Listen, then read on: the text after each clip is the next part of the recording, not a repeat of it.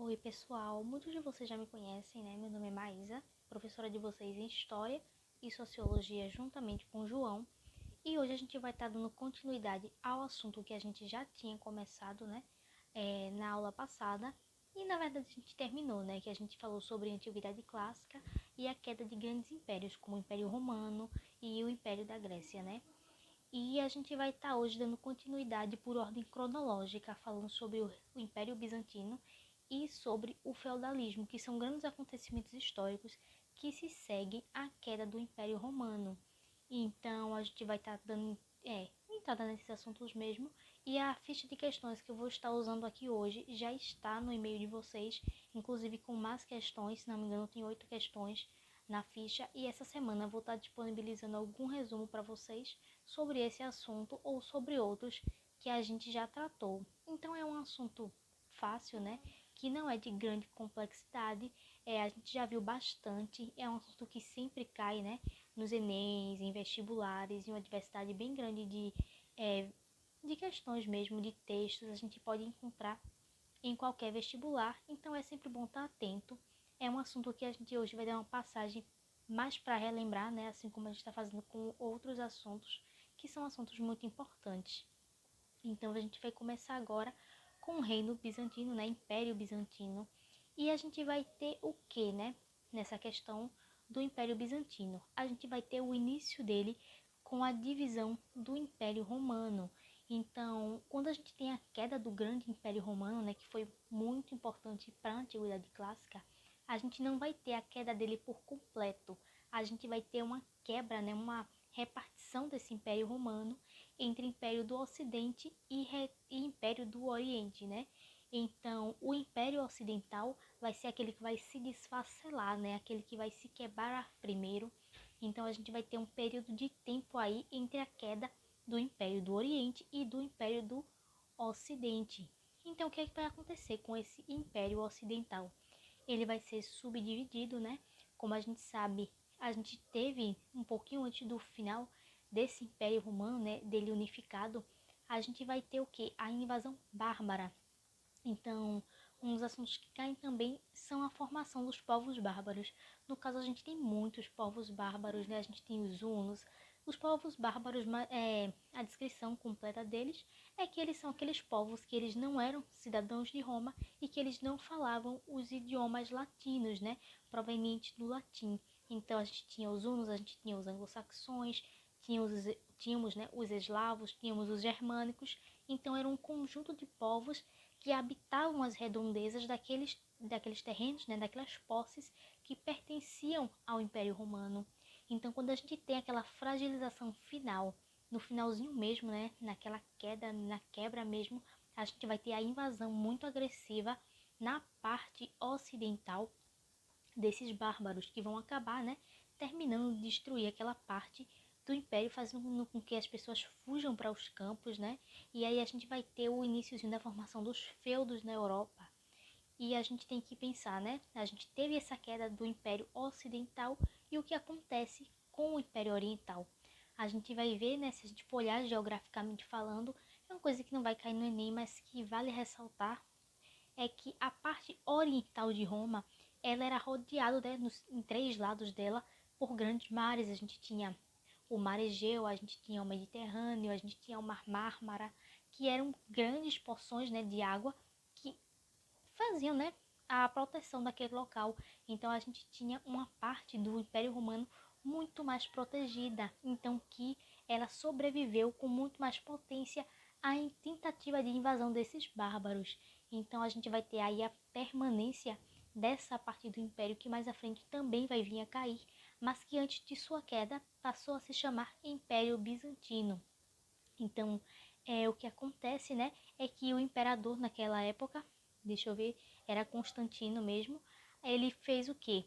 Ele tirou a capital que era em Roma e transformou, né, o que inicialmente foi conhecido como Nova Roma. Ele transferiu a capital romana para Bizâncio, que era uma cidade que mais à frente foi conhecida como Constantinopla.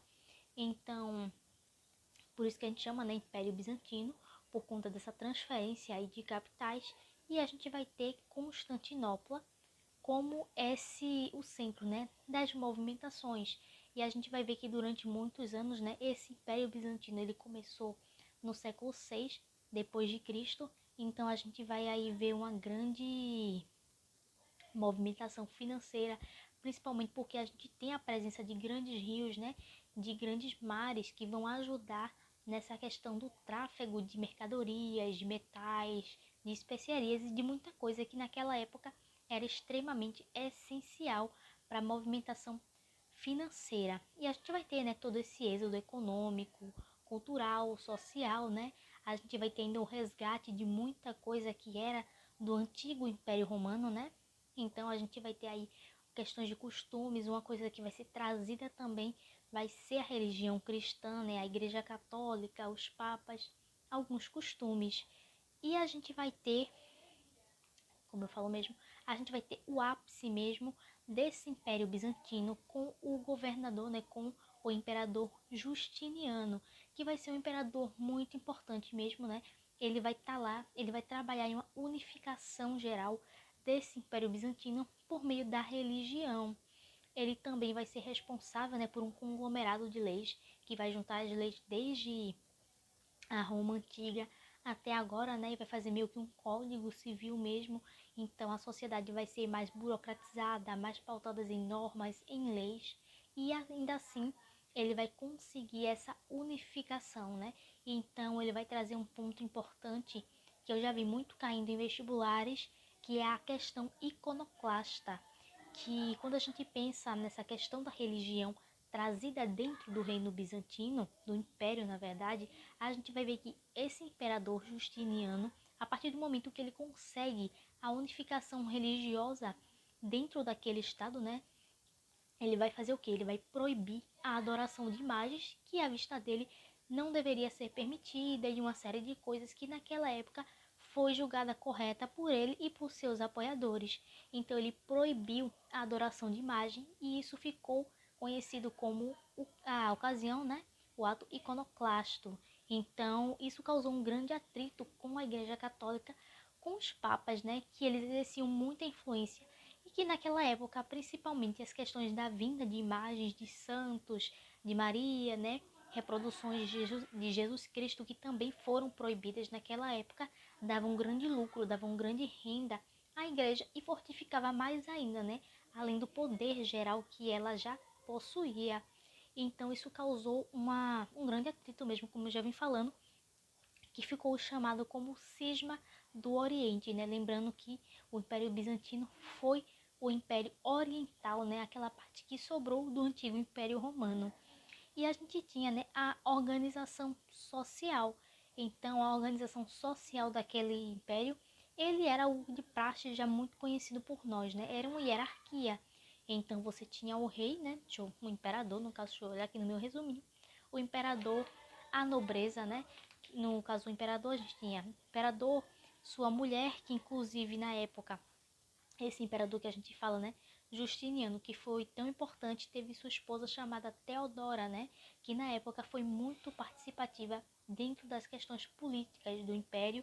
Então ela comandou algumas expedições, né, alguns ataques, no caso, que acabaram ainda conquistando grande parte do território perdido, que foi o território ocidental romano, né? Então a gente teve aí uma esposa do imperador bastante ativa dentro da política. Isso também é bem legal de se lembrar.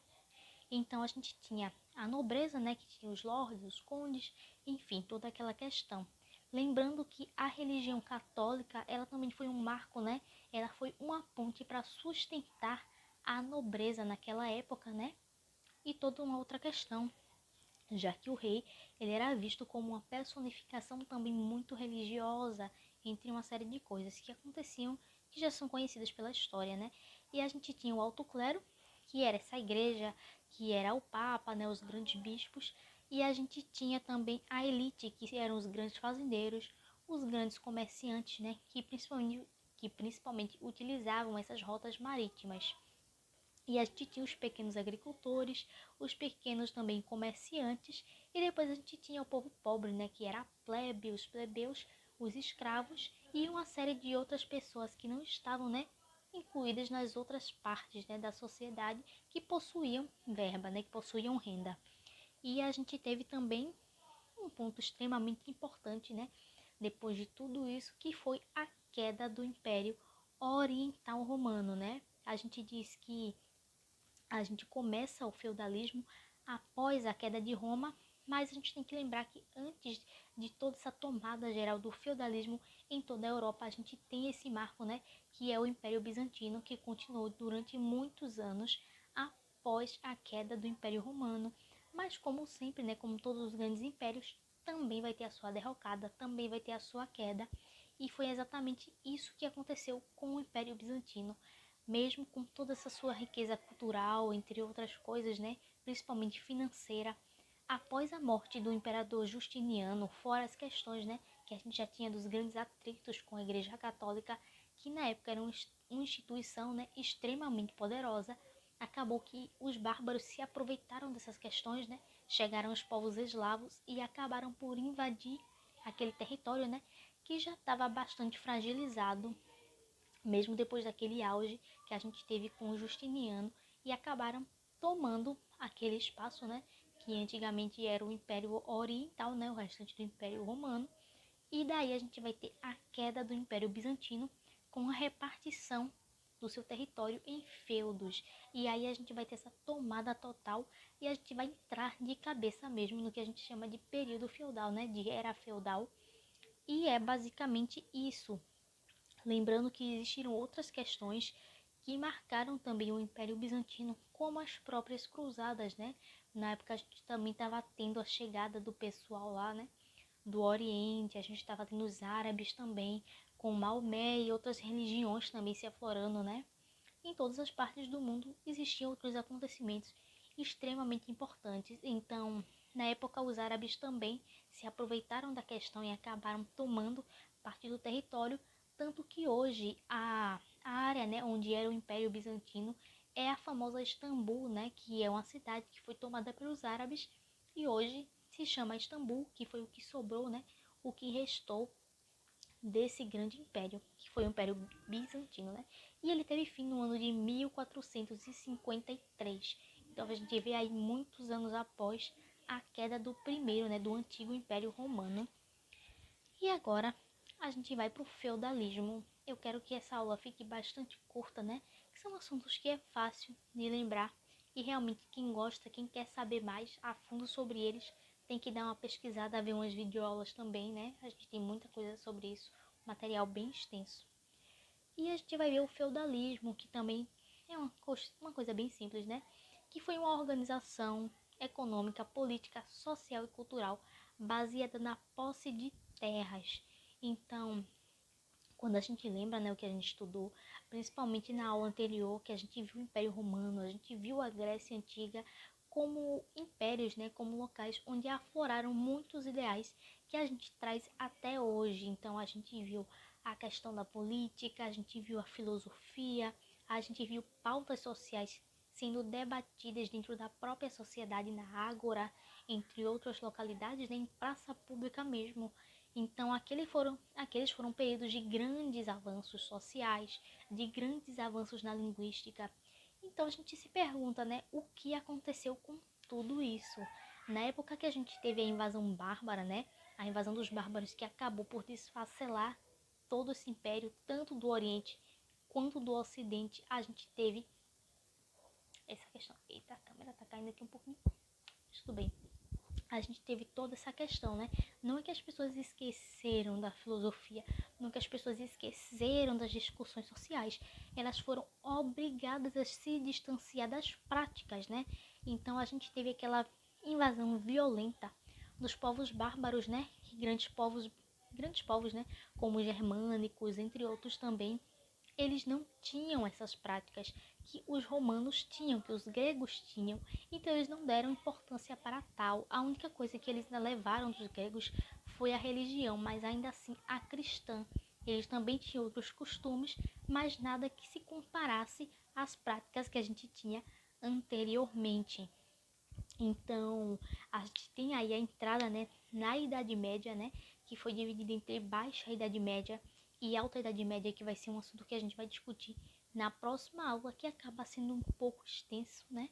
Mas aí a gente vai tratar ele e o renascimento, né? Eu acho que fica melhor, cabe melhor se eles dois estiverem juntos. Mas aí a gente vai ter, né? Esse pessoal que estava lá em Atenas, que estava lá na Grécia, em Roma, eles fugindo, né? Eles escapando para os feudos, né? Porque ali a gente ia ter, né? O senhor feudal oferecendo proteção, né, dos povos bárbaros que estavam invadindo aquele grande império. Então as pessoas vão, né, em busca desse refúgio e elas acabam entrando, né, se enclausurando nessa época que foi meio assombrosa, né, que a gente ainda chama de Idade das Trevas, né, mesmo não sendo tão obscuro quanto a gente pensa nessa questão, né, mas um ponto bem marcante é a Igreja Católica, e ela detinha toda a questão, né, que a gente pensa assim, de leitura, entre outras coisas que já eram praticadas naqueles antigos impérios. Então, por exemplo, só quem sabia ler, só quem era letrado, era o pessoal do clero, eram os bispos, eram os freis, os frades, né? Então a gente não tinha mais acesso a essa educação tão amplificada, né? Que nem era tão assim, mas que era bem mais. Então a gente entra aí no período do feudalismo, e a gente vai ter o início dele, como eu falei, com a queda do Império Ocidental, né? Então caiu o Império Ocidental, mais à frente, né, em 1453, o Império Romano Oriental, e a gente vai ter aí, né? E o que acontece? Quando a gente entra no feudalismo, a gente vai ter uma ponte, né? A gente vai ter uma quebra. E a gente vai ter uma pequena mudança que a gente já via também no Império Bizantino, só que de forma um pouco diferente. Se a gente for estudar realmente a fundo, a gente vai ver que o imperador Justiniano, ele não era filho de um nobre, né? Ele era filho de plebeus. Então, ele não nasceu com sangue azul, né? Ele não nasceu na nobreza. E ele ascendeu socialmente e ele conseguiu, né, uma grande posição, fez grandes feitos, inclusive foi dono do ápice da sociedade, né, do Império Bizantino. Já na sociedade feudal em si, a gente vivia uma sociedade estamental. E o que significaria isso, né? Uma sociedade em que, por exemplo, você nasce em um posto, você continua nele até a sua morte. Se você nasce nobre, você vai continuar nobre, seus filhos serão nobres. Se você nasce pobre, você será pobre, seus filhos serão pobres e você tem muita dificuldade de ascender socialmente. Era quase impossível. Muito poucas pessoas conseguiam alguma chance de ascender socialmente e mesmo assim antes elas teriam que ter cometido um grande feito para conseguir a posse dessas terras. Então a gente tem que lembrar também que no período feudal a gente não tinha mais a moeda, né? Então essa relação de mercado, ela meio que foi deixada de lado, né? A gente tinha as trocas e mesmo assim as trocas não eram feitas em moedas. Não chegava a ser escambo, né? O que a gente tinha lá na pré-história, mas eram trocas, né? Então a gente se baseava principalmente em uma economia agrária. Foi uma coisa que a gente teve um retrocesso muito grande, principalmente nos meios de produção. Então a gente tinha, né, aquela famosa pirâmide feudal, pirâmidezinha, né? Então a gente tinha na ponta o rei, depois a gente tinha os senhores feudais, meu Deus, não sei falar esse nome, os senhores feudais, aí a gente tinha outros nobres, né? A gente também tinha os cavaleiros, os senhores, os bispos, os soldados, camponeses, servos, escravos, era muita gente, mas a gente vivia, né, em uma sociedade estamental e basicamente ninguém saía do seu lugar. Aí o que acontece? A gente vai ter uma questão chamada de suzerania e vassalagem, que na época que eu estudava isso no ensino médio, né? Eu saí do ensino médio faz um ano, mas na época que eu estudei isso foi muito confuso, porque eu me confundi um pouquinho com essa questão. Mas o que acontece? A gente tinha vários impérios, a Europa era extremamente repartida, então a gente tinha vários reinos. Então a gente tinha um rei e o que que acontecia? Como os senhores feudais se apropriavam de tão grandes terras, né, de tão grandes extensões de terras, o que acontecia era essa questão de suzerania e vassalagem. O suzerano era sempre o rei e o vassalo era sempre aquele para quem o rei entregava uma determinada, né, quantidade de terras. Então, por exemplo, eu sou um rei e eu vou fazer o quê? Eu vou entrar em um acordo de vassalagem com um nobre que não tem terras, por exemplo. e eu vou dar determinados quilômetros, né, determinados hectares de terra para ele. Ele vai cuidar, vai ter os escravos, vai ter os trabalhadores, ele vai poder mandar naquela terra, contanto que quando o meu reino precise, por exemplo, entrar em uma guerra, precise de votos para um acordo, eu possa ter o apoio desse vassalo. Então, os reis, eles davam, né, eles doavam, né, concediam, era uma concessão de terras, eles concediam grandes extensões de terras para esses nobres em troca de ajuda em caso de precisão. E o que aconteceu foi que isso tomou uma grande proporção e toda a Europa foi tomada por esse sistema, né? Então a gente tinha o rei, né? Logo após a gente tinha o clero e a gente tinha esses senhores feudais que, por incrível que pareça, não viviam no luxo, né? Então eles não eram letrados, eles eram apenas pessoas que tinham grandes posses de terras e eles viviam naquele negócio, né? Eu mando. Então a gente tinha os pobres, né? Que foram aquelas pessoas, né? Ou mais à frente, os familiares, né? Os netos, bisnetos daquelas pessoas que fugiram do antigo Império Romano com medo da invasão bárbara. Então daí se inicia um grande e lento período em que estava inserido dentro da Idade Média, que como eu disse, né, vai ser explicado, e a gente teve o ápice do feudalismo, tanto como a gente teve a sua queda. Então deixa eu ver se eu não estou esquecendo de nada aqui. Então a gente teve o seguinte, durante esse período a gente teve o quê? A gente teve mudanças climáticas, a gente teve doenças, a gente teve muita coisa que foi chegando. Então, só esquematizando aqui, a gente teve essa fuga em massa dos impérios romanos, né? Depois de sua quebra, a gente teve essa oportunidade que era dada, né, dos senhores feudais para que as pessoas se abrigassem nas suas terras, mas também lembrando que as pessoas que moravam lá, elas não iam ficar morando lá bonitinhas nas terras do senhor feudal, né? Elas tinham que plantar, elas aravam a terra e elas eram obrigadas a pagar tributos, né? Esse tributo geralmente era pago com grande parte daquilo que o próprio servo produzia na terra. Então, para ele não sobrava quase nada, aquela terra não pertencia a ele, ele apenas produzia ali para se sustentar e também para sustentar, né, provavelmente o imperador e para sustentar também esse senhor feudal, né? Então toda essa questão se estendeu aí durante muitos e muitos anos. Porém, mais à frente a gente teve algumas mudanças também climáticas na Europa que ocasionaram o quê? Ocasionaram grandes plantações, né? O solo ele ficou mais favorável, o clima ficou mais favorável para o plantio, assim como a gente teve o crescimento populacional, porque durante algum período de tempo a gente teve uma pausa nas doenças, né? Epidêmicas, endêmicas, pandêmicas, né? E a gente teve aí um momento que foi propiciado o crescimento populacional.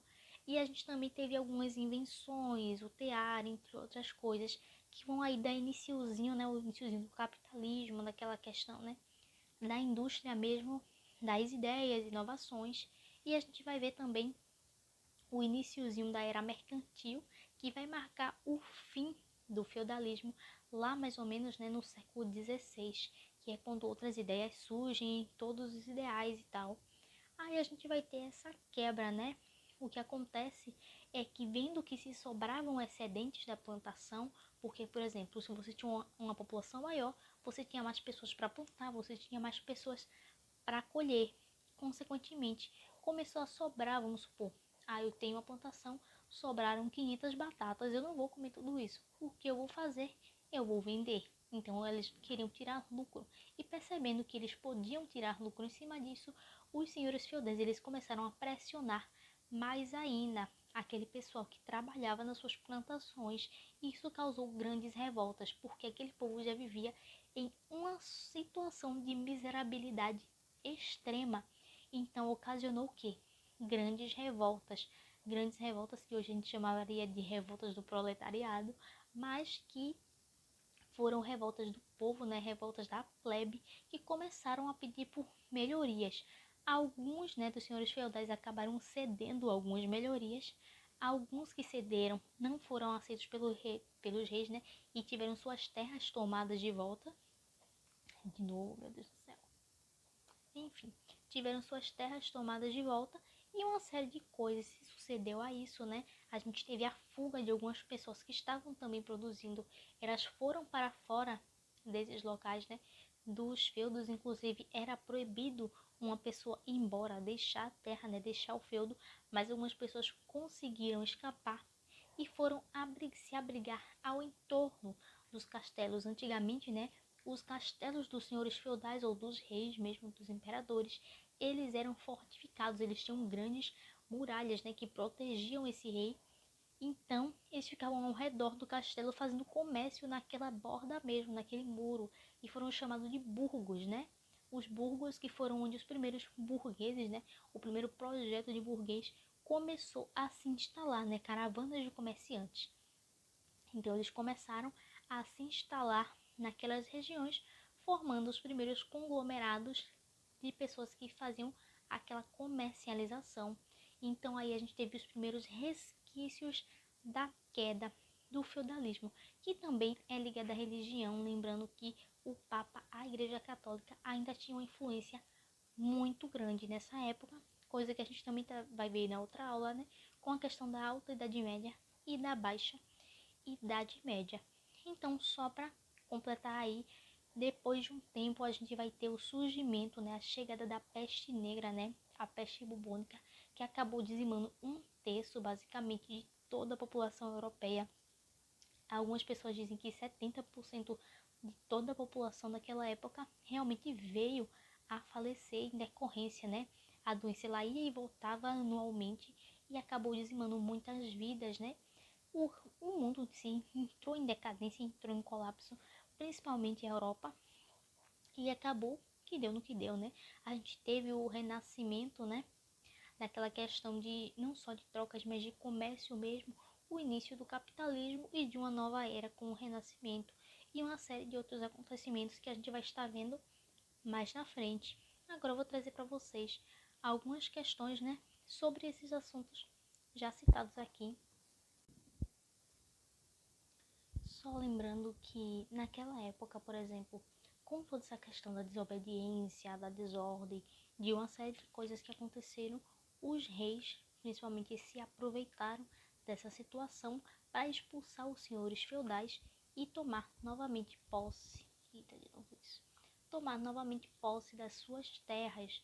Então, é aí que a gente também começa aquele período, né, do absolutismo, juntamente ao renascimento, como eu já tinha dito.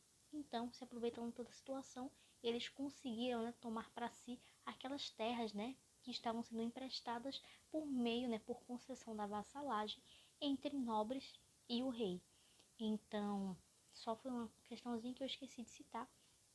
E agora a gente vai estar lendo apenas duas questões para não prolongar muito essa aula, que vai ser a questão 1 e a questão 6, né, da ficha que eu enviei para vocês. Então, a primeira questão é uma questão da PUC Campinas, que diz o seguinte: o Império Bizantino, ao longo de sua história, apresentou um governo que se caracterizou por... Aí ele vai dar as opções, né, que a gente vai ler agora. Letra A: proporcionar condições sociais que possibilitaram eliminar, desde suas origens, o problema da escravidão. Então, como eu disse antes, a gente teve, né, a gente tirou muita coisa do Império Antigo, né, do Império Romano Antigo, inclusive a escravidão, que era bem presente naquela época. Então, essa questão aqui, essa alternativa está errada. E a gente tem aqui a letra B: procurar eliminar suas origens romanas e poder restringir o poder dos soberanos, que era bastante limitado, né? Então a gente não tinha um poder limitado dos soberanos, a gente nunca teve, na verdade, desde a Roma antiga, né? A gente teve sempre essa questão de poder muito presente e a gente teve também essa questão de trazer muito do que foi a Roma antiga, né? Então essa aí estaria errada. Aí a gente vai ter aqui a letra C: apresentar um caráter despótico associado à grande influência religiosa, dando-lhe uma feição teocrática. Então, essa seria a resposta, né? A gente viu, né, como eu já disse antes, que a gente conseguiu unir, a gente conseguiu unificar esse Império Bizantino por meio da religião. E quando a gente fala teocrático, né, de um Deus, e no caso seria o Deus cristão. E a letra D: controlar chegando a eliminar completamente o poder da burocracia no Estado, né? A gente vai ver que isso não é verdade, porque a gente vai ter, como eu disse, o imperador Justiniano com conglomerados de leis, com um código civil mesmo, que vai nos trazer realmente essa questão da burocracia também presente naquele Estado. E agora, a questão 6 aqui, que é da UFPE, aqui de Pernambuco, e eu vou ler, né, e vai ter aqui as opções. A crise do Estado no sistema, né, feudal acelerou-se no século XVI. Esta crise manifestou-se de várias maneiras. Assinale a alternativa incorreta. Então a gente vai ler aqui. Letra A. Devido à forma de exploração utilizada durante toda a Idade Média, houve esgotamento do solo e, consequentemente, a produção agrícola diminuiu. Então, como eu expliquei para vocês, a produção agrícola não diminuiu. E o que acontece? Ela diminuiu mais tarde em decorrência, na verdade, da diminuição populacional. Então, até esse período, né, do finzinho do período feudal, a gente não vai ter essa diminuição brusca na questão agrícola. A gente só vai ter essa diminuição quando a gente tiver essa perda populacional muito grande em decorrência à questão da peste negra. Então, né, da peste bubônica, a gente não vai ter. Então, essa aqui seria a questão que vocês deveriam assinalar, porque ele vai pedir a alternativa incorreta. Então, eles sabiam sim, eles já tinham técnicas de agricultura e eles conseguiam sim manipular esse solo. E a gente vai ter aqui as outras alternativas que eu vou estar lendo para vocês. Aqui, letra B. A queda da produção agrícola teve como consequência imediata a subida dos preços. Sim, né? Isso é a inflação, isso tem em qualquer lugar, né? Aqui, letra C. Com a falta de produtos, os mercados tendiam a fechar nas cidades e a fome atingiu também a população do campo, né? Na verdade, a população do campo era sempre a primeira a ser atingida. Letra D. Nesse período, a peste negra assolava em toda a Europa, causando a morte da população. Então, sim, foi realmente isso que causou uma grande devastação na Europa. E a letra E, que é a última. Com a diminuição da taxa de crescimento populacional, os preços tenderam a baixar e os senhores feudais e nobres mantiveram seu padrão econômico. Sim, na verdade, eles sempre mantiveram, né? Até o fim das monarquias, muitos e muitos anos depois. E então foi isso, pessoal. Tem mais questões na ficha de vocês. E essa semana vai estar chegando mais material, resumos, alguma coisa do tipo. Mas aí a gente sempre tem, né? Na internet, em todos os locais, é um assunto muito comum. Então, quem se interessar por saber mais do assunto, por querer pesquisar mais, se não achou que a aula, né, a explicação, que foi só uma explanação mesmo, foi o suficiente, dê uma pesquisada, porque é um assunto realmente importante para vocês saberem e levarem, né, para a vida, né? Foi um dos resquícios da sociedade também, como ela se transforma, como ela se modifica até hoje. Então, é um assunto bem legal de ser tratado. Espero que tenham gostado e até a próxima.